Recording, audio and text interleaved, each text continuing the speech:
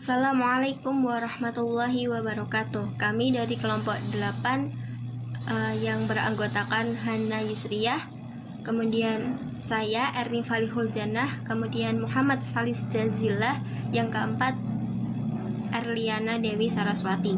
Di sini kami akan menjelaskan tentang metode mengajar menurut Al-Quran. Pengertian metode mengajar. Metode berasal dari bahasa Latin meta yang berarti melalui dan hodos yang berarti jalan atau ke atau cara ke. Dalam bahasa Arab, metode disebut dengan thoriqoh, artinya jalan, cara, sistem, atau ketertiban dalam mengerjakan sesuatu. Sedangkan menurut istilah ialah suatu sistem atau cara yang mengatur suatu cita-cita.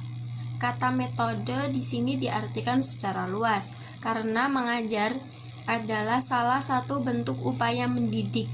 Maka metode yang dimaksud di sini mencakup juga metode mengajar. Metode mengajar adalah suatu pengetahuan tentang cara mengajar yang dipergunakan oleh seorang guru atau instruktur. Pengertian lain adalah teknik penyajian yang dikuasai guru untuk mengajar atau menyajikan bahan pelajaran kepada siswa di kelas, baik secara individu maupun kelompok. Penggunaan metode mengajar bertujuan agar pelajaran dapat diserap, dipahami, dan dimanfaatkan oleh siswa dengan baik. Dalam Al-Quran dan hadis dapat ditemukan berbagai metode pendidikan yang sangat menyentuh perasaan, mendidik jiwa, dan membangkitkan semangat.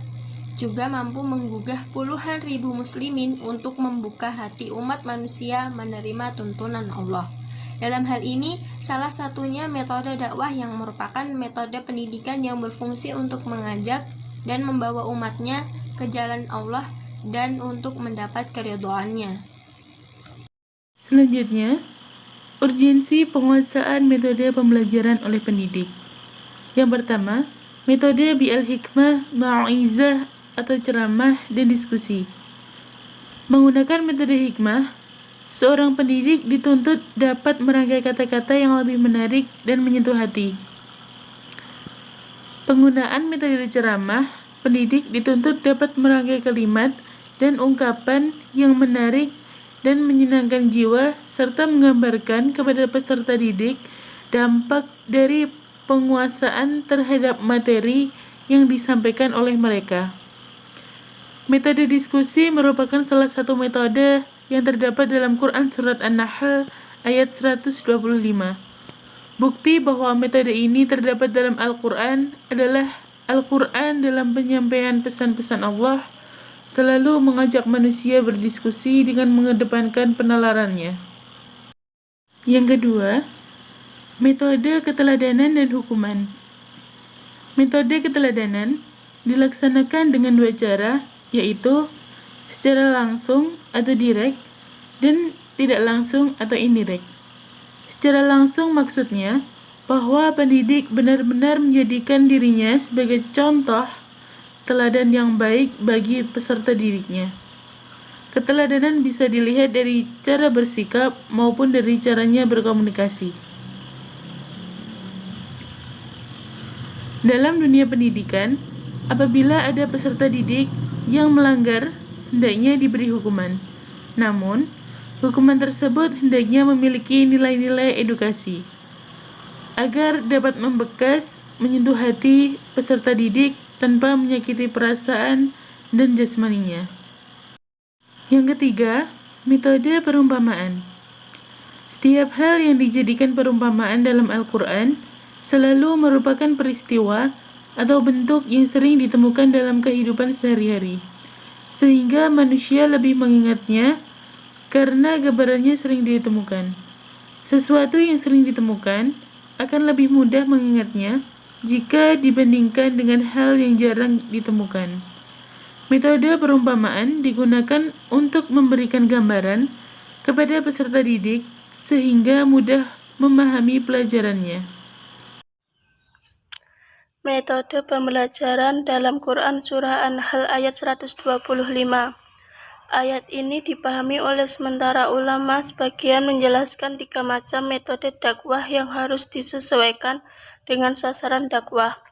Terhadap cendekiawan yang memiliki pengetahuan tinggi, diperintahkan menyampaikan dakwah dengan hikmah yang berdialog dengan kata-kata bijak sesuai dengan tingkat kepandaian mereka.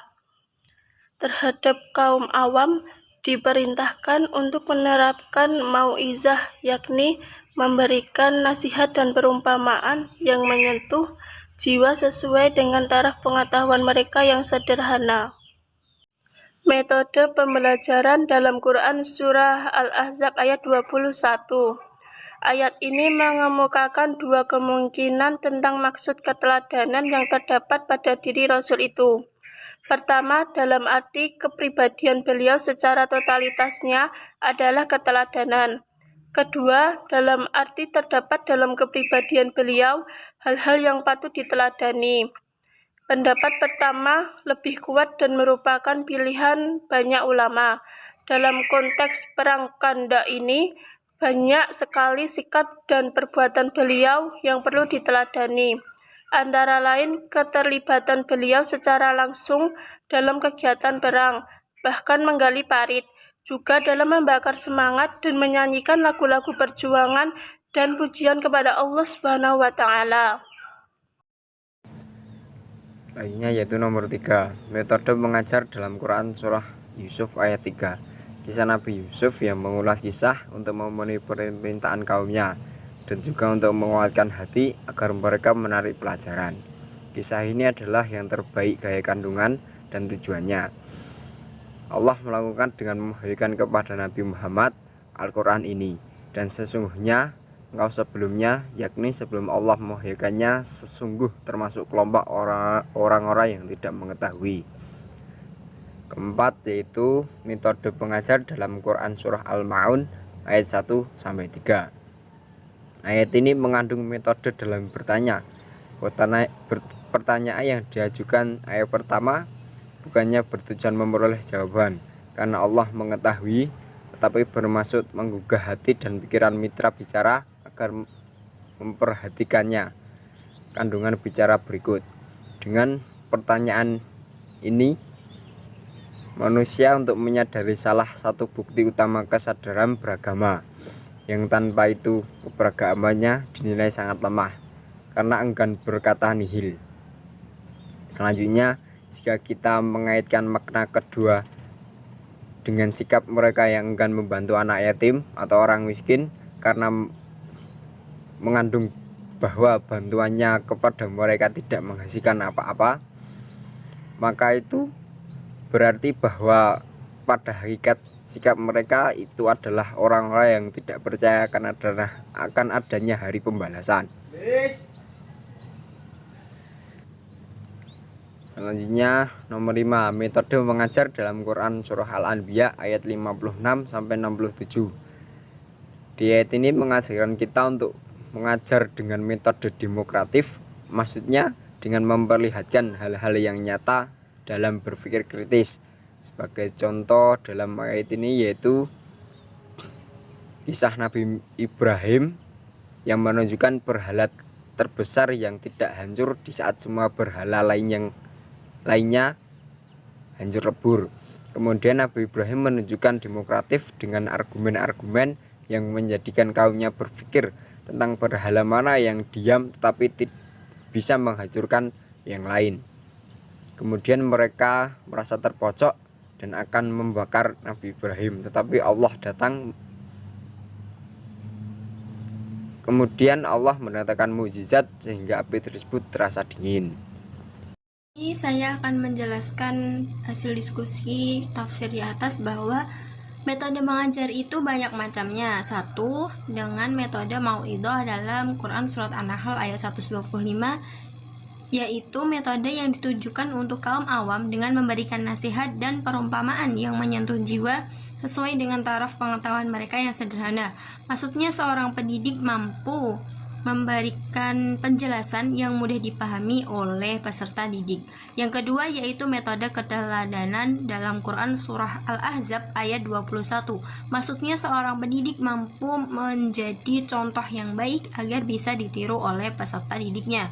Yang ketiga metode kisah Quran surat Yusuf ayat 3, bahwa seorang pendidik mampu memberikan contoh kisah-kisah umat terdahulu agar bisa ditiru oleh peserta didiknya.